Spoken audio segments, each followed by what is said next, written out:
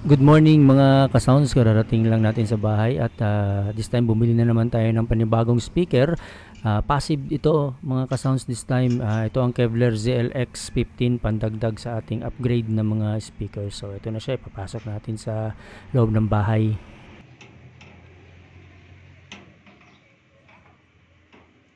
Good day mga ka-sounds. Today bumili tayo ng panibagong speaker. Ito ay passive this time, passive, another upgrade speaker natin, ZLX 15 passive by Kevlar. So i-unbox lang natin to ngayon, papakita ko lang sa inyo. So here we go.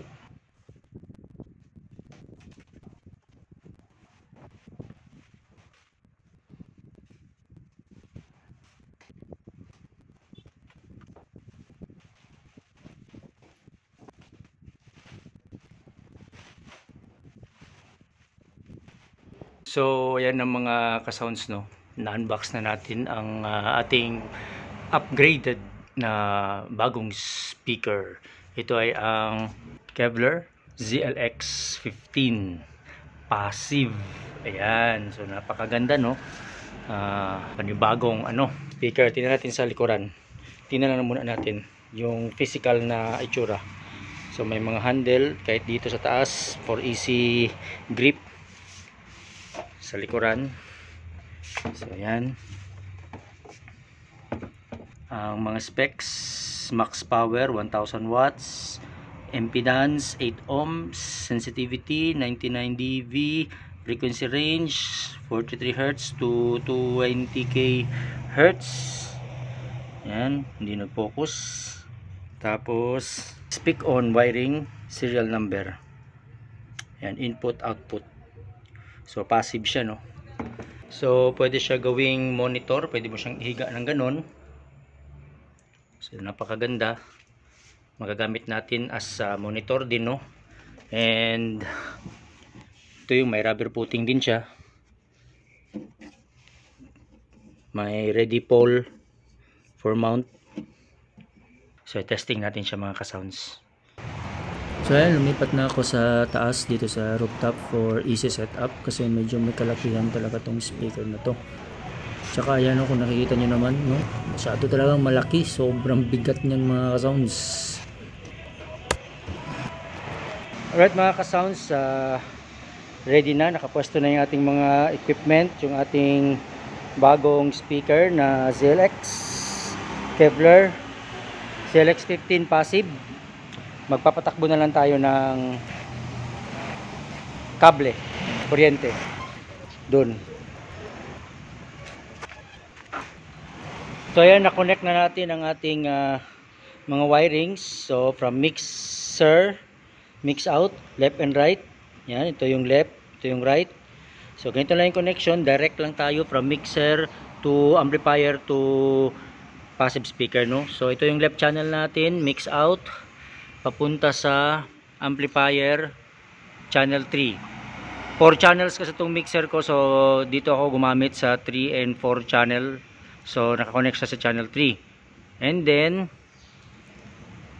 channel 3, yung speaker out din nasa channel 3 din to. Channel 3, yan, nakakonect din yan dito sa ating passive speaker input. Yan. So yung channel naman, right channel, ito from mixer, mix out, nakakonect sa channel 4. Yan, channel 4. And then speaker out, ayan, channel 4 din ito. Yan. So nakakonect din yan sa ating speaker. Yun, input. So this time magpa-power on na tayo, no, para matest na natin. Baba lang muna natin to lahat. So on natin ang ating power controller, mixer, amplifier. So on natin ang mixer. Yun, nag-power. Tapos yung ating amplifier, i-lower lang muna natin yung volume, off muna natin. Tapos i-on natin. Ito yung on nya. Yan. So yan, nag-on na. Alright, hanap lang tayo ng ng sounds. Ito yung laging piniplay ko kasi parang walang copyright. Tapos lang, volume natin. Yan. On lang natin ang Bluetooth sa mixer. Long press. So yan, huminto na yung music dito. Ibig sabihin tayo, no? Naka Bluetooth na yan. Yung natin sa amplifier volume, lagay lang muna natin dito. Channel 3 and 4 or channel C and D. Diyan tayo nakasaksak. Ito wala, to 1 and 2 wala yan. Tapos yung ating volume, unity lang lahat. So actually, ready na yan, no? Try natin magpa-sounds. Iangat natin tong volume ng Bluetooth. Yun. So yan, narinig nyo.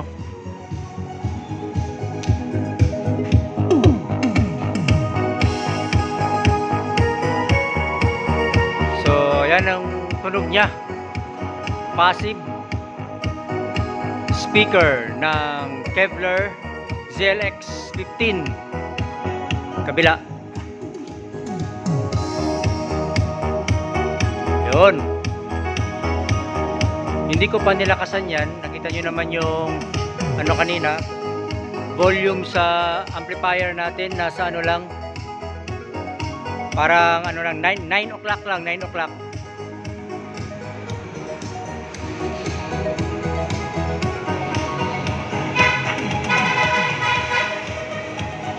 So pagpasensyahan nyo na kung masyadong maingay kasi nasa tabing daan yung bahay natin.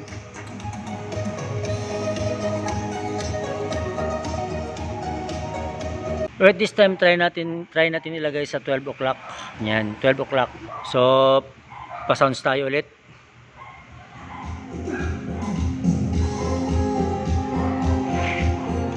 Lagay natin sa unity. Naka Bluetooth lang tayo So ibig sabihin wala tayong control sa gain. Walang gain kasi ito Ito lang, fader lang. Tsaka master volume.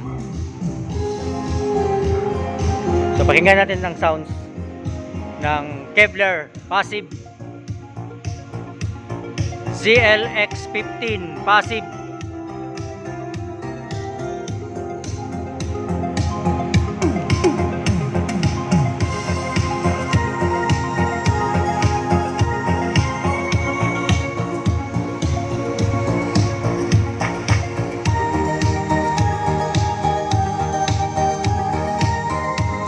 So ganito kalawak yung yung lugar dito. Ayan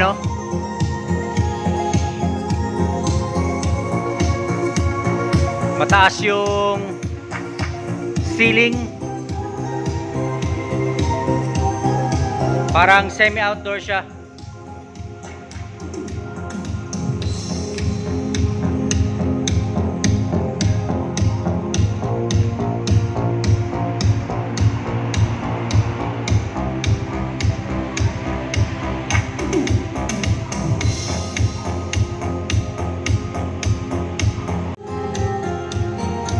Try natin umatras, no?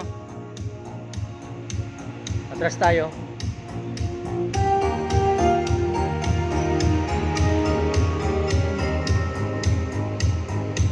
So, ganito yung area dito. Ito kalaki. Plus, maingay yung mga sasakyan na dumadaan. Ayan.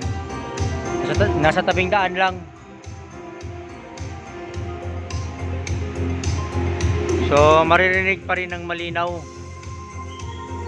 So parang goods ang pagkabili Mukhang okay naman ang Kevlar ZLX 15 Passive. So comment na lang kayo mga ka-sounds ko anong masasabi nyo, tsaka yung mga Kevlar ZLX 15 Passive user dyan, kung anong masasabi nyo na experience nyo about sa speaker na ito. So baguhan ako sa speaker na ito mga ka-sounds. Sinubukan ko kasi mukhang maganda naman yung review niya sa ibang mga vlogger, ibang videos na napapanood ko. So based on my personal experience right now, sa pag sound check natin mukhang okay nga naman, no? So maganda yung bass, maganda kasi 15 to, lumilitaw talaga yung bass. So kahit wala kang subwoofer, kahit yung dalawang yan lang, so pwede na sa mga maliliit na event. So ayan, kung naririnig nyo, lapit tayo ng konti, yung bass, sumisipa siya, no?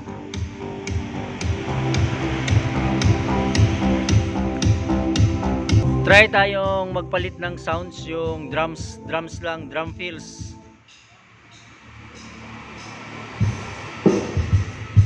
Yan, drums lang yan, drums.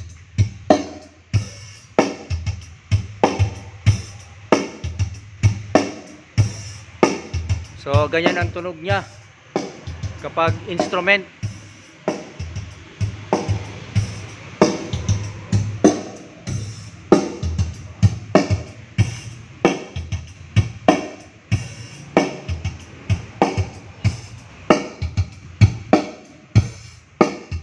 Actually mga ka-sounds, napakalaki ng speakers, no? Yung size niya parang ang laki. Ang laki talaga niya tingnan. Actually, size 12 sana yung bilhin ko para maliit lang. Tas medyo magaan. Nung kinumpare ko kanina, yung size 12, maliit nga lang talaga. Siguro mga hanggang dito lang. Ito, ganyan lang ka taas yung size 12 compare sa 15. Hanggang dito lang yung 12. Pero nakapag-decide ako na parang 15 ang kukunin kasi meron tayong 15-inch na active speaker, yung Top Pro. So kapag i-combine ko sila, parang maganda tingnan na parehas ang laki. Pero ngayon, nung binuhat ko na siya, may kabigatan pala mga ka-sound, sa totoo lang. Mas mabigat ito kaysa Top Pro. So ito siya, mabigat. So parang nagsisi ako ng konti kasi parang mabigat. Sa bigat lang naman, no? Pero sa sound quality, aprobado ako. Yung sa bigat lang, medyo parang napadalawang isip ako kanina habang sineset up ko, habang umaakyat ako dito sa dito sa hagdan. Yan, hagdan kasi yan eh. Yan. Baba akyat ako sa hagdan. So parang naisip ko parang ang bigat ah. Parang 12 na lang sana yung binili ko. Pero when it comes to sound quality, okay naman siya. Satisfied actually. Kasi maganda nga yung pagka-bass niya, kahit yan lang dalhin natin, okay na okay. Yun nga lang, parang naano ako sa bigat. May kabigatan, siguro hindi lang ako nasanay, no? Malay natin sa mga susunod na mga paggamit natin yan pala ng maraming beses, baka masanay ako. So hindi na siguro ako masyadong mabibigatan.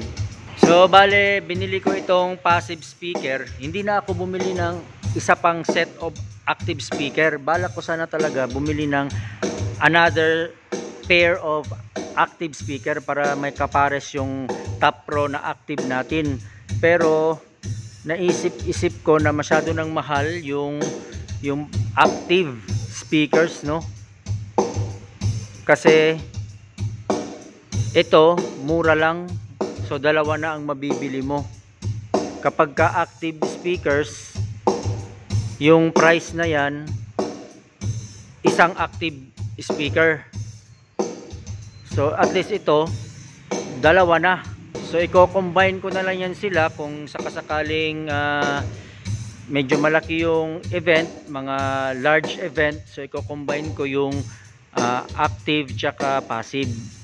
So at least size 15, parehas ang size. Maganda tingnan sa stage. Kasi halos, although magkaiba yung itsura, pero at least parehas yung laki. Kaysa yung 12 na matangkad yung 15, tapos medyo pandak yung 12. Kaya naisipan ko na mag 15 na lang. And then, yung passive speakers, naisip-isip ko rin, okay na rin siya na hindi ako bumili ng active speakers. Passive na lang ang binili ko, aside from mura, pangharabas. Talagang kasi hindi sensitive yung passive yung passive speakers, hindi sensitive compared sa active. So tsaka walang mga masyadong extension wires na kakailanganin. So isang extension wire lang, tapos patakbuhin mo lang yung mahaba mong speak on wire. So ayos na. Kaya goods na talaga, good decision na ito ang bilhin ko. Presentable na siya, kahit passive, presentable kasi naka plastic molded naman. And then mga ka-sounds, yung plastic niya may kakapalan siya, no? Parang durable yung material na ginamit, hindi yung katulad ng ibang plastic na nahawakan ko is masyadong parang manipis. Ito parang kahoy, pero actually plastic kasi matigas. So maganda yung quality, kaya goods na goods. Very ideal for robust use, yung pangharabas talaga outdoor, especially pag outdoor. Pwede mong ito lang ang ito ang set up. Tapos yung ating active speakers pang indoor ganyan. So okay na okay talaga. Change tayo ng song mga ka-sounds. So ayan, nagpalit tayo ng sounds. So comment lang kayo mga ka-sounds kung anong masasabi nyo sa tunog ng Kevlar ZLX 15-inch passive speaker.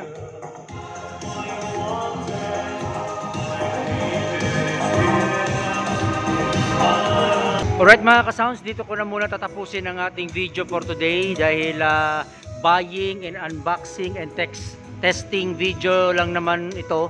So tinest lang muna natin dahil bagong-bago, out from the box, bagong bili ang ating Kevlar ZLX 15. So comment lang kayo mga ka-sounds, lalong-lalo na yung mga Kevlar ZLX 15 passive speaker users dyan, kung ano yung mga naging experience nyo sa speaker na ito, goods man or bad, i-comment nyo lang para at least sabay-sabay tayong matututo kung ano yung mga dapat gawin dito o ano yung mga pros and cons nya.